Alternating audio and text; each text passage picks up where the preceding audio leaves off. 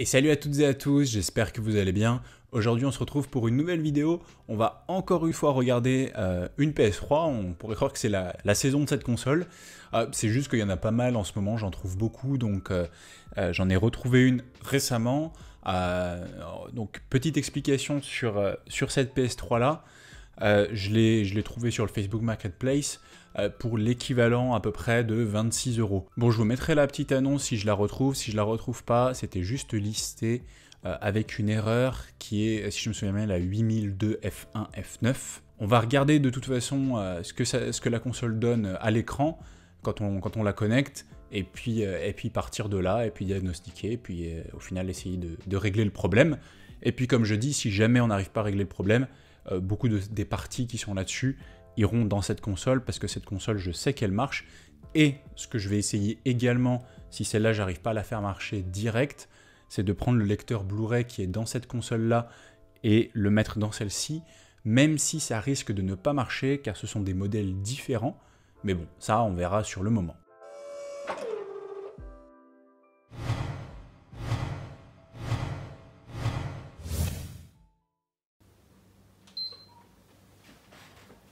Bon, la console s'allume bien, c'est déjà une bonne chose. On a le petit bouton vert, donc comme d'habitude, hein, ça veut dire qu'on a l'alimentation et que c'est plutôt une bonne chose. Ok, donc là, ça a l'air d'être en allemand. Bon, System Aktualisierung. Ah oui, bon, l'allemand, j'ai pas l'accent et puis un peu la flemme. Mais normalement, ça doit être mise à jour système. Donc on dirait que le système, enfin que la console essaye de se mettre à jour. Ok, bon, on a une erreur qui est apparue. Donc 8002 F1 F9, comme c'était écrit sur l'annonce. Donc en gros que le système n'arrive pas à se mettre à jour. Je vais voir en branchant une manette. Bon, et brancher une manette, ça ne change rien, hein. Là, je peux essayer toutes les combinaisons possibles. Il se passe rien du tout. Bon, en effet, on a pu voir que comme ça avait été écrit sur l'annonce, on a bien cette erreur, la 8002 F1 F9. Bon, tout est, comme je disais, tout est en allemand, donc... Mais bon, j'ai fait avec Google Traduction, j'ai essayé de voir un peu. En effet, donc c'est bien cette erreur-là. Donc, comme je l'avais dit précédemment, qui peut être dû à un problème au niveau du stockage, qui peut être dû au module Bluetooth, il peut y avoir pas mal de choses. Ce que je vais faire, c'est que je vais déjà mettre le disque dur et retester. On va essayer parce que normalement il y a un mode sans échec pour faire un genre de factory reset, pour essayer aussi de réparer la mémoire. Enfin, on va voir ce qu'on peut faire avec le disque dur rentré à l'intérieur, avec le mode sans échec. On va voir si on peut la faire redémarrer, et puis si c'est pas le cas, ce sera peut-être un niveau matériel du coup.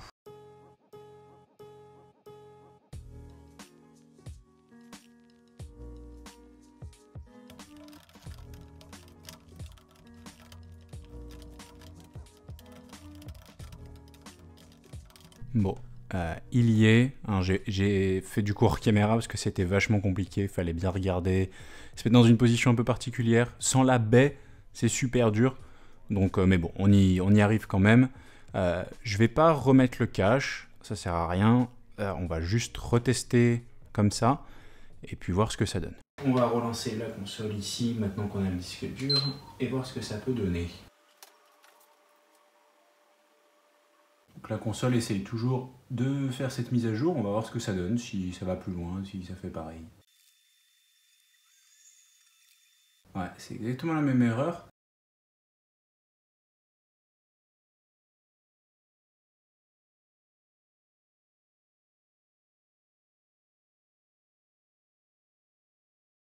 Bon, bah malheureusement, les résultats sont pas concluants du tout.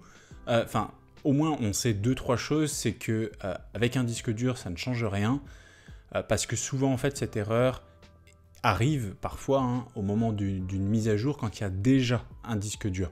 Ici, il n'y en a pas, c'est sûrement la mémoire flash de 12 Go. Le problème, c'est que cette mémoire flash de 12 Go, j'espère qu'elle est intacte, parce que sinon, ça pourrait, entre guillemets, causer problème. Mais c'est pas sûr. Ce que j'ai envie de faire, c'est quand même de regarder évidemment à l'intérieur de la console, voir s'il n'y a pas des petits trucs. Je pense que on va, entre guillemets, dériver. La première chose que je vais tester, c'est ce lecteur Blu-ray dans l'autre console, voir s'il marche. Parce que je sais que l'autre console marche. Si l'autre console marche avec ce lecteur Blu-ray, c'est déjà rentabilisé. Donc c'est le premier test que je vais faire. Et puis de toute façon, si avec l'autre lecteur Blu-ray ça marche pas, on reviendra sur celle-là. Enfin bref, on trouvera une solution dans tous les cas. Mais j'ai envie de d'abord dévier et partir sur celle-ci en premier. Et après, regarder vraiment plus précisément ça. Mais de toute façon, on va devoir l'ouvrir pour regarder, pour échanger le lecteur Blu-ray. On en profitera évidemment pour regarder un peu à l'intérieur. Enfin bref, on va s'en occuper.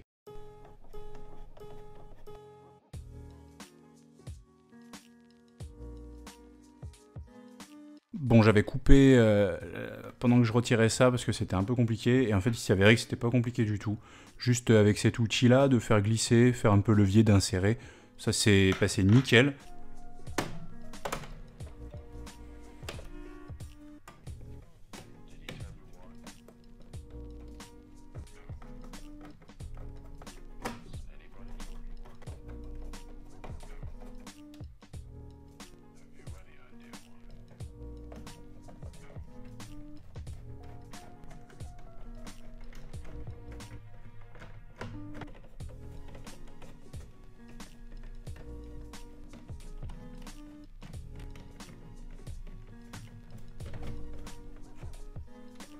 Il y a un petit peu de poussière par ici, mais bon, ça change pas grand chose. On a le lecteur Blu-ray qui est juste là, donc c'est le lecteur qu'on va essayer d'échanger et on va voir s'il fonctionne sur l'autre console. Du coup, je vais également démonter l'autre console. Hors caméra, c'est la même chose.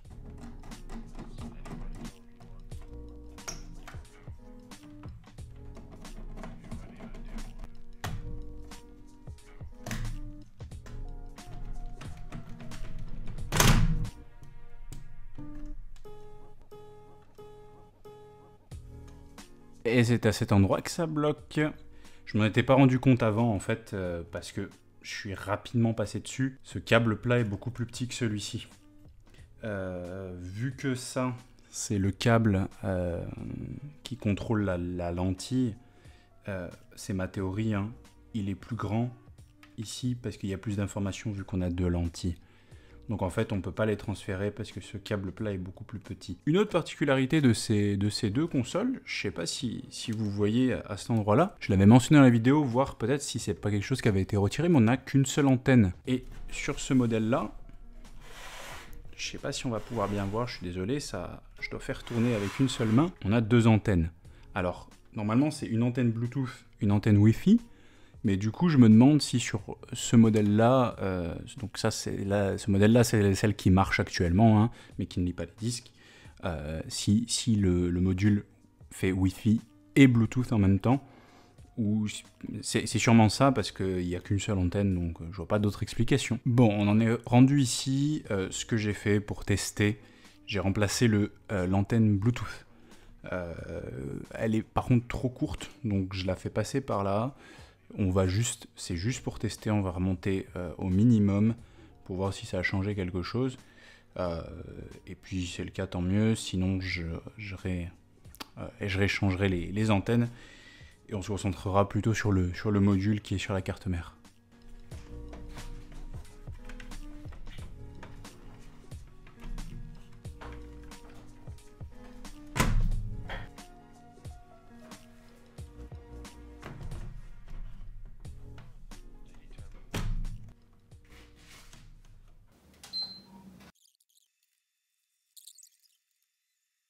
Bon, et ben on retombe sur la même erreur malheureusement.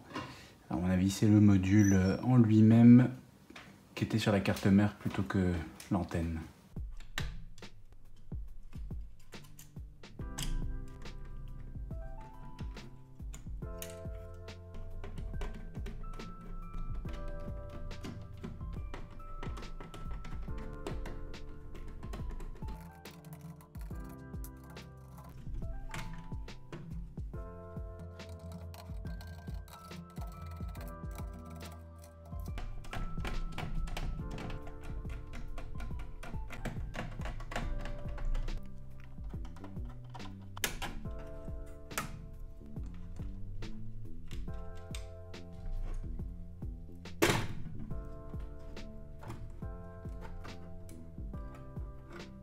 Donc on est au niveau de la carte mère, le module Wi-Fi est juste ici. Donc on va faire quelques mesures du coup de ce que j'ai découvert. Donc d'abord, première chose, on va prendre le multimètre et le mettre en mode continuité. On va mesurer les différents condensateurs. Il y a quelques condensateurs qui sont autour de ce module. Donc les condensateurs ont un côté négatif, un côté positif, une anode, une cathode. Pour le coup, normalement, un seul de ces côtés doit être connecté au sol. Donc le sol, ça ne veut pas dire forcément, enfin on dit le sol ou la terre, ça ne veut pas forcément dire que c'est par terre, hein. C'est un endroit qui conduit le côté négatif de l'électricité. C'est beaucoup plus complexe que ça, mais là j'essaye vraiment de l'expliquer très rapidement. Donc ça c'est ce qu'on va appeler la terre, hein. En anglais on appelle ça ground, donc le sol, la terre, comme vous voulez. Et puis on va mesurer un des condensateurs.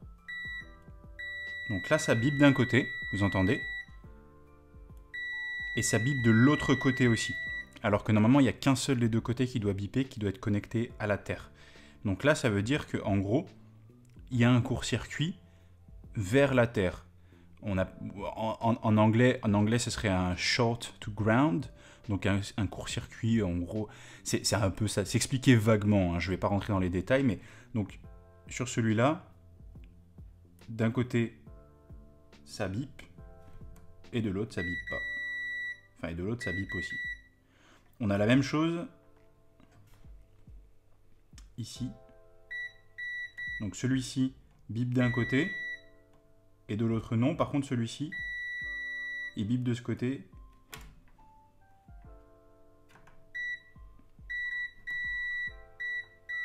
Et de l'autre côté aussi.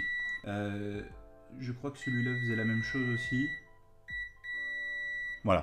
Donc, on en a 3-4 qui ont un court-circuit vers la Terre. Donc, ça veut dire que en général, c'est ce qu'on fait, hein. Par exemple, si je veux savoir si cette puce est morte, en général, je peux essayer de mesurer des condensateurs qui sont autour, et ça va sûrement me dire, s'il y en a un qui a un court-circuit vers la Terre, bah ça va sûrement me dire que la puce est mauvaise. C'est pas le composant en lui-même qui est mauvais, parce que de toute façon, il y a rien qui me ferait dire qu'il est mauvais en le regardant. C'est assurément de toute façon le module Wi-Fi. Il y a une autre chose qu'on peut faire pour que je vais vous montrer pour calculer ça. Donc ici, je connecte directement à l'alimentation, c'est le circuit secondaire. Parce qu'en fait, du coup, cette carte mère est alimentée par deux types de circuits. Donc on a un circuit primaire qui est alimenté là. On va dire c'est un peu comme si vous coupiez la carte en deux, quoi. Et il y a une puce en fait qui s'appelle le South Bridge, et donc qui va faire le lien entre qui va faire le pont en fait entre ces deux parties. Donc là ici, je branche uniquement le courant secondaire, et du coup, je vais brancher donc l'alimentation. Et donc là, je sais pas si vous voyez à l'écran, mais le bouton est bien rouge, hein, ici. On a bien du courant qui passe. Là, le multimètre, on va le mettre en mesure de volts, DC. On met un des côtés vers la Terre, hein, comme j'expliquais tout à l'heure. Et on peut mesurer, donc déjà, juste pour vous montrer, ce qui sort d'ici. Donc là, on a environ un 5,5 volts, ce qui est normal, ce qui est censé sortir ici. Normalement, ici est censé y avoir 1,8 volts pour justement activer cette carte-là. Donc, on va passer ici, et vous voyez qu'il n'y a rien. Que ce soit d'un côté ou de l'autre. On a parfois un petit pic. On peut monter à 2, je crois que c'est 200 millivolts. Il y a vraiment rien. Hein. Et peu importe là où je regarde, c'est toujours la même chose. Autour, en tout cas, de cette puce-là. Donc en fait, normalement ici, il est censé y avoir 1,8 et ici, on n'a rien. Alors que, vous voyez, hein, que le courant, lui, passe bien avec 5,5 volts ici. Donc, on a un problème avec le module Wi-Fi et c'est ça qu'on va, du coup, qu'il faudrait remplacer. Bon, du coup, vous avez pu voir qu'en effet, on a un problème au niveau du module Wi-Fi, comme je l'expliquais, un court-circuit sur des composants autour de ça, et puis surtout, le courant qui n'y passe pas, fait que c'est sûr et certain que c'est le module qui est problématique. Bon, du coup, ça pose un problème, dans le sens où c'est pas le truc le plus pas que ce soit difficile, c'est pas hyper facile à remplacer évidemment, mais c'est surtout particulièrement cher. Bon, je vais remonter la console dans son entièreté et puis je vais vous expliquer.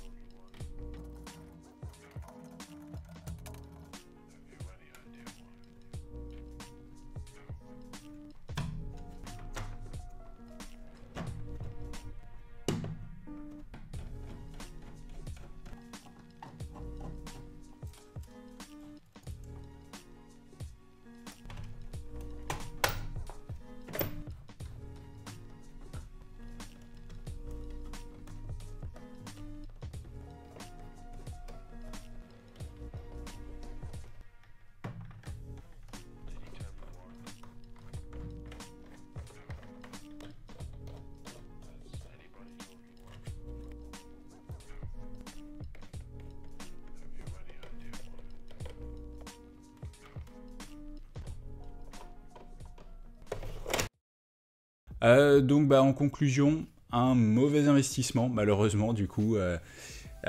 Pour cette erreur-là, en fait, j'aurais dû... Enfin, pas j'aurais dû me renseigner plus dessus, parce que c'est toujours intéressant de découvrir. En fait, c'est pas irréparable. Le problème, c'est que c'est trop cher pour le réparer par rapport au prix où je l'ai payé. En fait, si je l'avais payé, genre, je sais pas, 5 € par exemple, ou même 0, là, ça aurait été utile. Mais le prix actuel pour cette erreur-là, à peu près 25-26 €, en fonction du taux de change, des fois ça peut même être un peu plus. Franchement, c'était pas... Alors après, voilà, le lecteur de disque, on ne sait pas s'il marche. S'il marche, ça peut valoir un prix intéressant.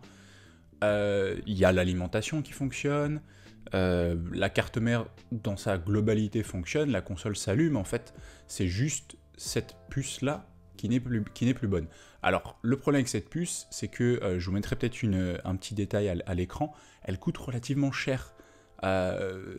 C'est presque à peu près l'équivalent de 20-22 €, ce qui est quand même beaucoup trop, sachant que j'ai déjà mis 26 là-dedans. En fait, ce qui pourrait valoir le coup, c'est de tomber sur une autre console, la même, avec le même module, qui ne fonctionne pas, le module qui fonctionne pas, mais la console qui fonctionne pas, et que j'aurai pour une dizaine d'euros à peu près, parce que de toute façon c'est toujours quelque chose qui pourra se réutiliser après pour des pièces, mais voilà, le problème il est là en fait, c'est que il n'y a pas vraiment de possibilité financièrement viable pour la réparer, à part si j'arrive à trouver un module qui coûte vraiment pas cher, mais là on est plus sur la vingtaine d'euros et c'est dommage. Parce que bon, certes, à la base je fais pas vraiment forcément ces vidéos pour faire du profit, je fais ces vidéos parce qu'elles sont sympas, parce que ça me fait découvrir des trucs et ça vous fait découvrir des trucs à vous aussi, mais quand c'est économiquement vraiment à côté de la plaque à ce point-là, c'est peut-être pas la meilleure solution. Après, peut-être que je le ferai quand même, on verra bien. Le souci, c'est que c'est un module en fait en lui-même d'ailleurs qui est quand même plutôt compliqué à trouver parfois. Donc là, j'ai dit 20 €, mais ça se trouve à certains endroits, il est plus cher. C'est aussi une puce relativement peut-être assez compliquée à changer, parce que dessous, c'est des toutes petites billes de soudure, et en fait, il faut remettre ces billes, c'est du matériel que j'ai pas, c'est possible de le faire sans les billes, mais c'est plus compliqué. Il faudrait un pistolet air chaud aussi, que j'ai pas, surtout pour la retirer. Enfin bref, il y a pas mal de choses, de matériel que je n'ai pas, de pièces que je n'ai pas pour pouvoir la réparer. Donc pour l'instant, malheureusement la vidéo, c'est pas forcément un échec non plus, hein. On a trouvé le problème, on sait d'où ça vient, il faut le réparer, c'est juste que j'ai pas le matériel et les pièces pour le faire. Donc dès que j'aurai les pièces et le matériel pour le faire, ça fera une revisite de cette vidéo-là. Mais en attendant, du coup, ça sera une non-réparation. Voilà, en tout cas, j'espère que cette vidéo vous aura plu. N'hésitez pas à me le dire, dire ce que vous avez passé en commentaire. Mettez également un petit pouce bleu, ça fait toujours plaisir. Abonnez-vous, on approche, on a dépassé les 650, ça monte, c'est très très sympa. Pensez également, si vous voulez, à partager, mettez la petite cloche si vous êtes abonné. Vous pouvez également rejoindre, me contacter ou me regarder sur Instagram, où je poste de temps en temps des petites choses qui peuvent être en lien ou non avec la chaîne. Et puis avec tout ça, j'espère que vous aurez appris et retenu des choses. On se retrouve très vite pour une prochaine vidéo.